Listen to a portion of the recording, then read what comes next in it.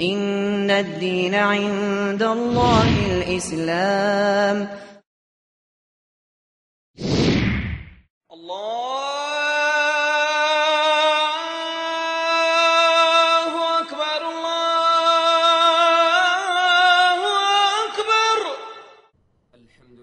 Хвала Аллаху! Хвала Аллаху, который направил нас к исламу. И если бы щедрый величественный Аллах не направил нас, мы не оказались бы на прямом пути. Ему принадлежит благодарность за то, что Он дал, и Ему хвала за то, что Он предопределил, и Его мы славим. Я свидетельствую, что нет истинного божества, кроме единого Аллаха, у которого нет сотоварищей и подобий, и свидетельствую, что Мухаммад, Его раб и посланник, упомянутый еще в Торе и Евангелии. Да благословит Аллах и приветствует Его, Его семью, благороднейших сподвижников, величайших из людских поколений, и тех, кто последовал за ними и пошел по их пути.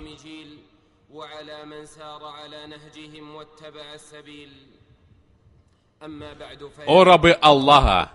Избегайте бездны страстей, и пусть вас не обольщает штиль в их океане, но держитесь берега. Соблюдайте богобоязненность, ведь поистине наказание будет горьким. Знайте, что весь этот мир с его честью и славой состоит лишь из потребностей тела, потребностей живота и того, что находится ниже живота. Таковы потребности любого живого существа в мире.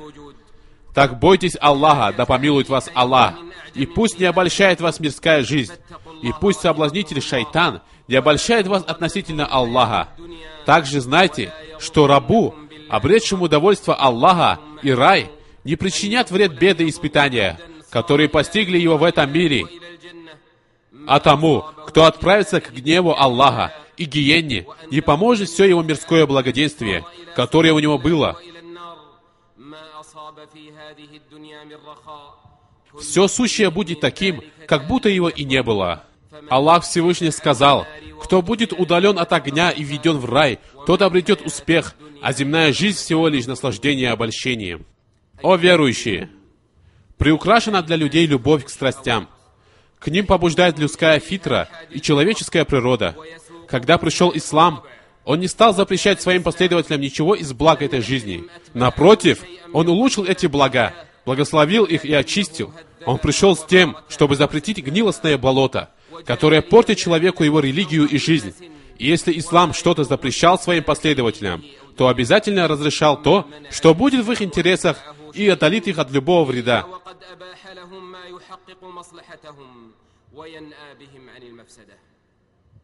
Рабы Аллаха, несмотря на множество видов разрешенного и широту дозволенного, группа людей желает броситься к тому, что запретил Аллах, избежать оплота чистоты и достоинства. Они летят к страстям, как бабочки на свет. Как будто они имеются в виду в словах пророка, саллаллаху алейхи вассалям, которые привели Аль-Бухари и Муслим. «Я подобен человеку, который разжег огонь, и когда он осветил то, что вокруг, бабочки и другие насекомые бросились в него. Человек удерживает их от огня, но они побеждают его и отважно бросаются в его пламя». Он сказал: «Это подобно мне и вам. Я удерживаю вас от огня. Отойдите от огня, отойдите от огня, и вы одолеваете меня и бросаетесь в него».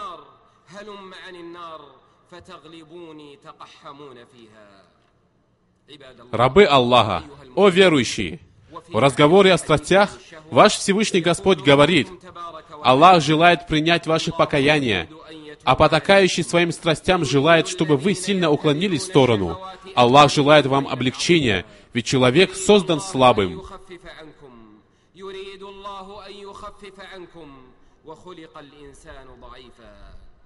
Аллах желает облегчения своим рабам, а они страдают от мук страстей и охвативших их увеличений.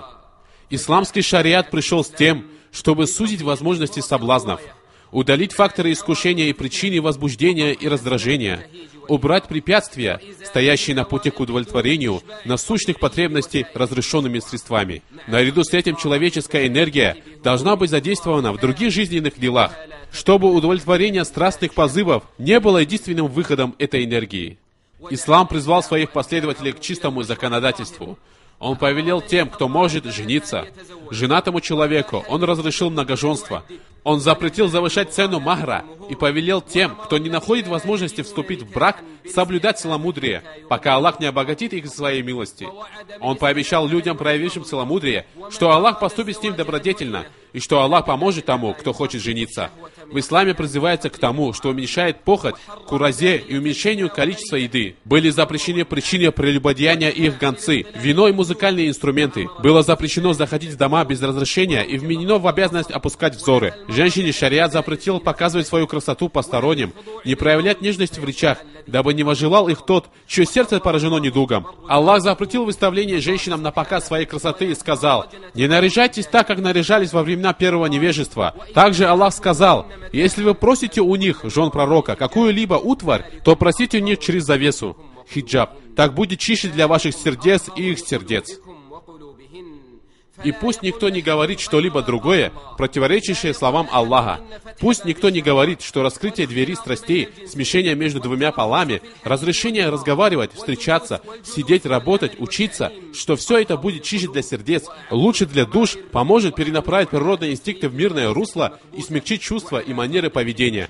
Когда Аллах говорит одно, а создание говорит что-то другое, то слова Аллаха правдивы, а любое другое мнение – вздор. И Аллах говорит истину, и Он наставляет на прямой путь. Ислам запретил оставаться наедине с посторонней женщиной. Не успеет человек остаться наедине с женщиной, которая ему не дозволена, как третья между ними будет шайтан. Также ислам сделал сопровождение махрама условием, обязательным для путешествия женщины. Ислам призвал женщин оставаться в домах и запретил им душиться при выходе на улицу. Какая бы женщина ни надушилась, вышла после этого на улицу и прошла перед собранием людей так, что они почувствовали ее запах, она прелюбодейка. Ислам запретил сообщать одной женщине своему мужу о другой так, как будто он на нее смотрит. Он запретил распространение развратных слухов среди верующих и пригрозил тому, кто занимается такими сплетнями, мучительным наказанием в этом мире и в следующем. Аллах запретил приближаться к прелюбодеянию и разъяснил, каким должно быть наказание тому, кто его совершил. Если прелюбодей был женатым, то его надо забросать камнями до смерти. Если же он не был женат, то его надо остигать плетьми 100 раз и выгнать из страны на год. Аллах сказал: «Пусть не овладевает вами жалость к ним ради религии Аллаха, если вы веруете в Аллаха и в последний день. А свидетелями их наказания пусть будет группа верующих». Пророк, алейхиссаляту вассалям, сказал: «Прелюбодей не совершает прелюбодеяния, являясь при этом верующим». Он также сказал: «Когда человек совершил прелюбодеяние, вера вышла из него, и она нависает над ним. Если же он покается за прелюбодеяние, вера вернется к нему». Он сообщил о прелюбодеях. В барзахе они будут пребывать в отверстиях, подобных печи, наверху которой будет узко, а внизу широко. Под печью будет разжигаться огонь, а прелюбодеи будут нагими. Когда же огонь будет разжжен, они поднимутся, чуть ли не выходя наружу. И когда он погаснет, они вернутся в прежнее положение. И они будут пребывать в таком состоянии вплоть до судного дня. А затем они будут перенесены к еще более тяжкому наказанию. Как сказал Всевышний Аллах: «Они не взывают помимо Аллаха к другим богам, не убивают людей вопреки запрету Аллаха, если только они не имеют права на это и не прелюбодействуют. А тот, кто поступает таким образом, получит наказание. Его мучения будут приумножены в день воскресения, и он навечно останется в них униженным». Будет ли человек, верующий в Аллаха и судный день, стремиться к прелюбодеянию, когда он узнал об угрозе могучего Аллаха? Совершит ли он хотя бы один шаг на пути разврата после того, как услышал, что Аллах приготовил в загробной жизни для прелюбодеев? Рабы Аллаха, о мусульмане! Воистину, эта великая религия не желает, чтобы ее последователи подвергались искушениям, после чего они будут испытывать затруднения в противостоянии страстям. Воистину, эта религия охраняет людей еще до того, как будут приступлены границы и нарушены законы. Эта религия защищает чувства, сердце и органы тела, и твой Господь лучше знает, что Он сотворил, и Он проницательный, сведущий. Под сенью этих божественных указаний человечество живет в безопасной, целомудренной, чистой атмосфере, окрыленной миром, спокойствием и чистотой. Жена доверяет мужу, а муж своей жене. Опекуны доверяют своим женщинам и их чести, и все находятся в безопасности. Разврат не распространяется, соблазны не возникают, искушения не появляются, выставление на показ своей красоты не практикуется, глаза не смотрят на соблазнительные вещи, и страсти не охватывают запретные. ولا تقع الأعين على المفاتن ولا تطغى الشهوات على الحرمات. Невозможно существование семьи и правильность общества, когда все покрыто скрытым и явным развратом, когда природные чувства возбуждены, сердце не может оставаться на месте, нервы не терпят, дом не может оставаться спокойным, честь не избежит порока, а нормальная семья не образуется. В таком случае будет либо взаимная измена, либо неудовлетворенные желания, либо психические заболевания и тревожное состояние. И это то, от чего Аллах предостерег своих рабов. Аллах предостерег от того, что желают люди, последовавшие за страстями, выпустившие наружу свои инстинкты через слова, фотографии, истории и остальные средства агитации и информации.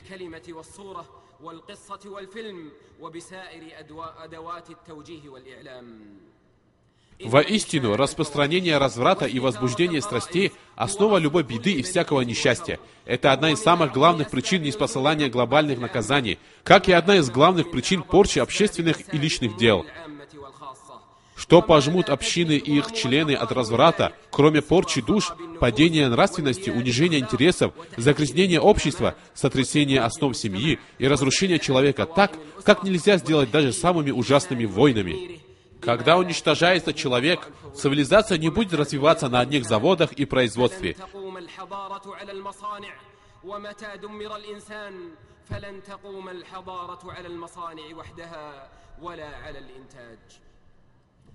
О люди! О разумные люди уммы! О ученые! Проповедники и правители! Эти предупреждения о зле идут друг за другом, а цифры пугают и вводят в ужас. Достоинство приносит жалобу, целомудрие стонет. Увеличился процент измены в браке, изнасилований и мужелоства. Предательски была убита невинность детей, и некоторые старики как будто вернулись в подростковый возраст. Раньше нравственные отклонения совершались тайно и скрытно. Затем они показывались в стеснении, а потом просочились в дома через интернет и телевизионные каналы, после чего стали законом в некоторых странах. По этому поводу были проведены мировые съезды, которым призывали так, как зовут на намаз. Земля шумела так, что шум достиг небес, и ангелы устрашились и направились к Аллаху от ужаса увиденного, несправедливости людей и их разврата, и к Аллаху обращаем жалобы, и нет мощи и силы ни у кого, кроме Аллаха. Кто сохранил достоинство, целомудрие, стыдливость? Что осталось для молодежи, которая является силой нации и надеждой общества? Воистину Аллах ревнует. Ревность Аллаха возникает тогда, когда его раб и рабыня совершают прелюбодеяние. И поистине законы Аллаха беспристрастны. Когда распространяется прелюбодеяние в народе, Аллах дает разрешение уничтожить их. Когда в народе явно возникает разврат, они испытываются эпидемиями и болезнями, которые были неизвестны среди их предков. Аллах оградил достоинство великой стеной. Если исламская умма возьмется за руководство Корана, ее молодежь не будет жаловаться на затруднения и прелюбодеяние. Аллах Всевышний сказал: «Аллах желает принять ваше покаяние, а потакающие своим страстям желают, чтобы вы сильно уклонились в сторону. Аллах желает вам облегчения, ведь человек создан слабым».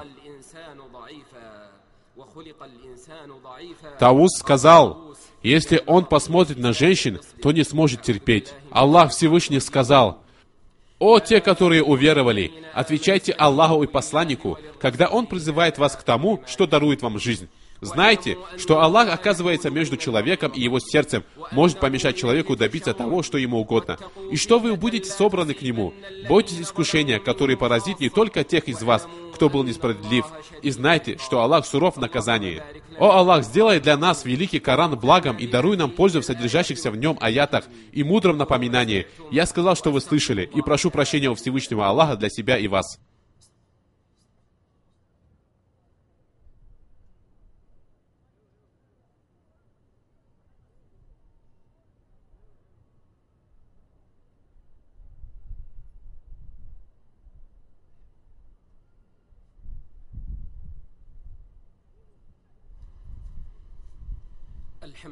Истинная хвала Аллаху.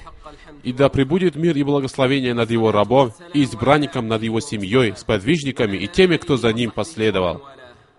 О верующие, воистину, мы нуждаемся в тех, кто будет возвещать о добродетели в то время, когда открылись двери похоти, облегчились пути к грехам, искушения пришли со всех сторон и подошли к людям. Фильмы, истории, фотографии, рекламы, интернет, сайты. Раздражение, похоть, возбуждение, страстей и попадание в запретное.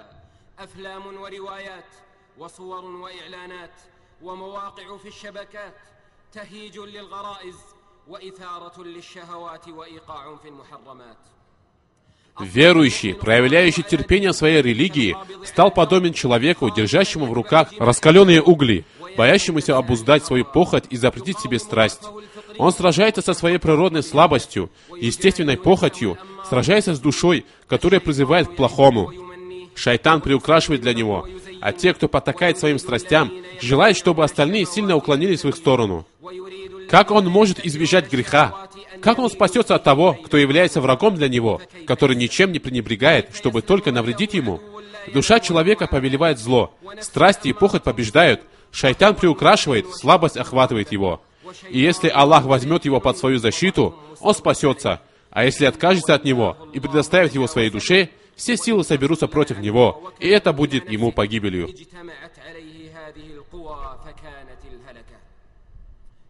Вместе с этим Всевышний Аллах создал человека и поместил в нем страсть. Испытал его тем, что он должен противостоять своей похоти. Испытал человека властью шайтана над ним. Но Аллах не оставил человека, напротив, Он наделил его силой, с помощью которой человек может держаться и давать отпор страстям. И что бы ни приказал Аллах, Он помог человеку в исполнении этого приказа. И что бы Аллах не запретил, Он заменил это лучшим для человека. Воистину, путь к раю — это долгий путь, на котором есть и шипы, и препятствия, и преграды. Он грозит опасностями и различными ненавистными человеку вещами. И идущему по нему остается только проявлять терпение. Разве может религиозность проявляться в чем-то другом, кроме как в терпении при призыве страсти? В Священном Коране говорится: «Сегодня я вознаградил их за то, что они проявили терпение. Воистину, они являются преуспевшими. А за то, что они проявили терпение, Он воздаст им райскими садами и шелками». О мусульманин, воистину этот мир пустыня. Необходимо, чтобы в первую очередь в нем работал разум. Разумеющий человек лучше по причине того, что он наблюдает за последствиями, и он не предпочтет мимолетное наслаждение большому благу, и зная, что вследствие богобоязненности есть горечь от потери различных вещей и желаемого, зато удел будет похвальным. В подчинении себе страстей содержится особое наслаждение, которое больше, чем любое другое наслаждение, ведь каждый, кого победила похоть, унижен. Терпеть наличие похоти легче, чем терпеть все то, что становится обязательным при выпуске похоти на волю. Терпеть запреты Аллаха проще, чем терпеть наказание Аллаха. Какое бы малое нарушение не позволил себе раб, он обязательно получит скорое или отдаленное наказание. Аллах сказал: «Этого не достичь посредством ваших мечтаний или мечтаний людей Писания. Кто творит зло, тот получит за него воздаяние». Ощути сладость отдаления от грехов. Воистину, оно дает мощь и могущество в этом мире и благородство в мире вечном. Отдались от всего, что пробуждает похоть, ведь нет более великой фитны, чем близость к фитне. Очень мало тех, кто был близок к фитне, но не впал в нее. Кто ходит по краю пропасти, может упасть в нее. В достоверном хадисе говорится: «Горе тебе, не открывай его, ведь воистину, если ты откроешь его, то вступишь в него». Безопасность отдаляется от того, кто приблизится к фитне, и кто прикидывается терпеливым, предоставляется сам себе, а кто предоставлен своей душе, а не Аллаху, тот погиб. Разве ты не слышал слова благородного, сына благородного, внука благородного, пророка Юсуфа, алейхиссалям? «Если ты не отвратишь от меня их козни, то я уступлю им и окажусь в числе невежд». Воистину, сердца, связанные со страстями, отделены от Всевышнего Аллаха по размеру своей привязанности к страстям. И клянусь Аллахом, настоящий человек тот, кто, если останется наедине, когда в состоянии совершить запретное, его желание к нему сильно, то вспомнит о том, что Аллах видит его, и постыдится думать о том, что ненавистно его Господу, и тогда желание пройдет. Аллах Всевышний сказал: «Разве ты не знаешь, что Аллаху ведомо то, что на небесах, и то, что на земле? Не бывает тайной беседы между тремя, чтобы он не был четвертым, или между пятью, чтобы он не был шестым. Больше их или меньше, он всегда с ними, где бы они ни были. А потом, в день воскресения, он поведает им о том, что они совершили. Воистину, Аллах знает обо всякой вещи».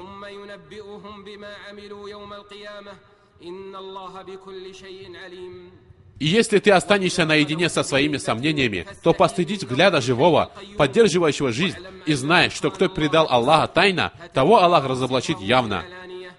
Аллах сказал: тому же, кто боялся предстать перед своим Господом и удерживал себя от страстей, пристанищем будет рай. И не делай на запретное 2 взгляда подряд. Воистину, второй взгляд будет против тебя. Взгляд — одна из отравленных стрел Иблиса, и, возможно, одна стрела тебя погубит. Большая часть бед начинается со взгляда, и иногда взгляд неуправляем. И кто сделает себе поблажку на мгновение, беды того будут долгими. А когда раб опускает свой взор, сердце опускает свою страсть. И тот, кто оставит что-то ради Аллаха, тому Аллах заменит это лучшим.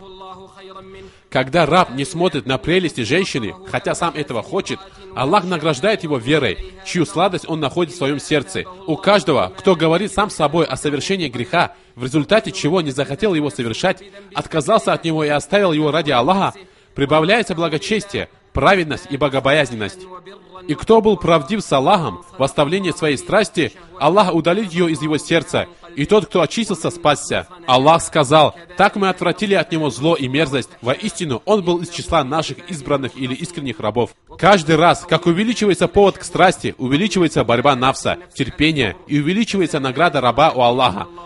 Тот, кто сам по себе желает грехов, но оставляет их ради Всевышнего Аллаха, будет из людей, сердца которых Аллах раскрыл для богобоязненности. Им уготованы прощение и великая награда. Когда твоя жажда увеличивается, обратись к тому, кому принадлежит совершенное орошение и полное утоление жажды. Попроси у него прямого пути, богобоязненности, целомудрия и богатства. О Аллах, мы призываем к Тебе от страсти, ведущей к запретному.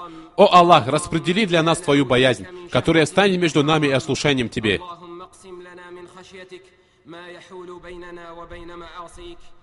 И благословите и приветствуйте лучшего из создания, самого чистого из людей, Мухаммада бин Абдуллу аль-Хашим аль-Кураши. О Аллах, благослови и приветствуй своего раба и посланника Мухаммада, его чистую благую семью и благословенных сподвижников. О Аллах, будь доволен имамами, ведомыми прямым путем, халифами Абу Бакром, Умаром, Османом, Али, и всеми остальными сподвижниками Твоего пророка, и теми, кто последовал за ними и их сунной, о Господь миров. О Аллах, даруй величие ислама и мусульманам, унизь многобожие и многобожников, уничтожь врагов религии, сделай эту страну и все остальные страны мусульман безопасными и спокойными. О Аллах, даруй нам безопасность в странах мусульман, исправь имамов и правителей и поддержи истины нашего имама и правителя. О Аллах, направь его к Твоему прямому пути, сделай его дела согласованными с Твоим довольством и даруй ему благочестивое искреннее окружение. О Аллах, защити нас от дороговизны, от эпидемий, от ростовщичества, прелюбодеяния, землетрясения, от бед и явных и скрытых смут. О Аллах, исправь положение мусульман везде. О Аллах, объедини их на истине и прямом пути. О Аллах, сохрани им жизни и даруй им безопасность в их странах. Надели их жизнью в достатке и благополучие и уничтожь их врага. О Аллах, помоги слабым из числа мусульман везде. О Аллах, помоги им в Палестине. О Аллах, помоги тем, кто стоит на страже Бейт-аль-Мактис, и объедини их на истине, о Господь миров. О Аллах, помоги Твоей религии, Твоей книге и сунне Твоего пророка и верующих рабов. О Аллах, расправься с врагами религии, и воистину они ничего не смогут сделать. اللهم انصر المرابطين في أكناف بيت المقدس واجمعهم على الحق يا رب العالمين. اللهم انصر دينك وكتابك وسنة نبيك وعبادك المؤمنين. اللهم عليك بأعداء الدين فإنهم لا يعجزونك. Господь наш, одари нас добром в этом мире и добром в последней жизни, и защити нас от мучения в огне. О Аллах, прости нам наши грехи, покрой наши недостатки, облегчи наши дела, осуществи наши надежды в том, что доставит Тебе довольство. Господь наш, прости нам нашим родителям, их родителям и их потомству. Воистину Ты слышишь мольбы. Господь наш, прими от нас, воистину Ты слышащий, знающий, и прости нас, воистину Ты прощающий, милосердный. Твой Господь, Господь могущества, пречист и далек от того, что они приписывают Ему. Мир посланникам, хвала Аллаху, Господу миров.